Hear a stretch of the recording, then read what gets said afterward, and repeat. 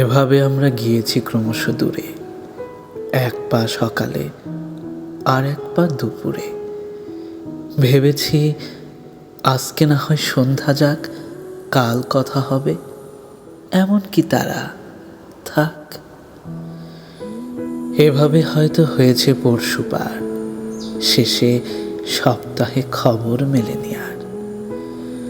মাসেও এখন হয় না খবর জানা, যে যার মতোই গুটিয়েছি হাতখানা।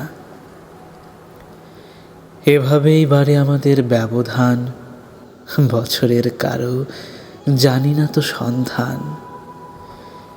এভাবে আমরা ক্রমশই দূরে যাই, কতদিন হয় আমাদের দেখা নাই।